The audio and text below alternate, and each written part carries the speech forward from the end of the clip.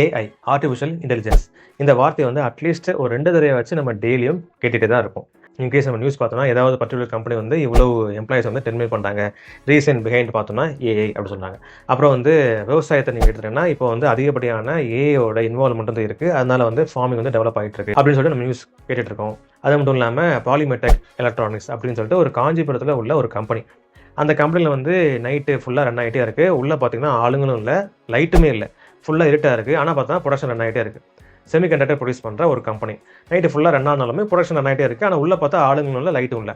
காரணம் AI, full and full AI பவர்டில் அது ரன் ஆகிட்டு இருக்குது. இன்னொரு சைடு பார்த்தீங்கன்னா வந்து ஹாஸ்பிட்டலில் பார்த்தீங்கன்னா முழுக்க ஏஐ டெக்னாலஜி. இதே மாதிரி நிறைய இண்டஸ்ட்ரியில் வந்து இப்போ வந்து ஏஐ வந்து வந்துகிட்டே இருக்குது. ஸோ இதெல்லாம் பார்க்கும்போதும் சரி, நாடும் சரி, உலகளவிலும் சரி, டெவலப்மெண்ட்டில் வந்து ஒரு சரியான பாதையில் தான் போயிட்டு இருக்கோம். அந்த மாதிரி வந்து தெரியுது. ஸோ இன்னொரு சைடு பார்த்தீங்கன்னா, what about the average people, சராசரியான மக்கள் வந்து எப்படி வந்து ஏஐயை யூஸ் பண்ணுறாங்க? ஒரு சின்ன டாஸ்க் கூட எல்லாருமே வந்து ஏஐ வந்து இப்போ யூஸ் பண்ணுறாங்க.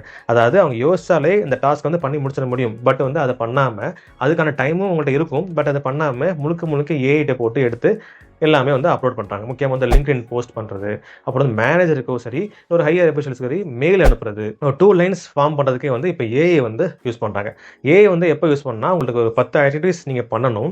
அந்த 10 ஆக்டிவிட்டீஸ்க்கும் உங்களுக்கு நல்லாவே நாலேஜ் இருக்குது, அது பண்ணுறதுக்கான நாலேஜ் இருக்குது. பட் வந்து வெறும் 8 ஆக்டிவிட்டீஸ் பண்ணுறதுக்கான டைம் மட்டும் தான் உங்கள்கிட்ட இருக்குது. மிச்சம் இருக்க 2 ஆக்டிவிட்டீஸ் பண்ண முடியல அப்படின்னா, அந்த டைமில் ஏஐ யூஸ் பண்ணுறதுல தப்பு இல்லை. பட் வந்து நம்ம அப்படி பண்ணுறது இல்லை.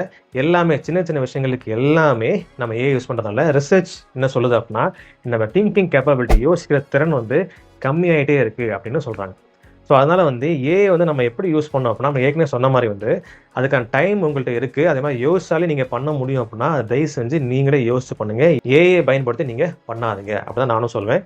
சயின்டிஸ்ட், ரிசர்ச்சர்ஸ் எல்லாமே இதை தான் சொல்கிறாங்க. ஏன்னா திங்கிங் கேப்பபிலிட்டி வந்து ரெடியூஸ் ஆகிட்டே இருக்குது. எப்போவுமே ஏஐ வந்து ஒரு அசிஸ்டண்ட்டாக தான் நம்ம பார்க்கணும்.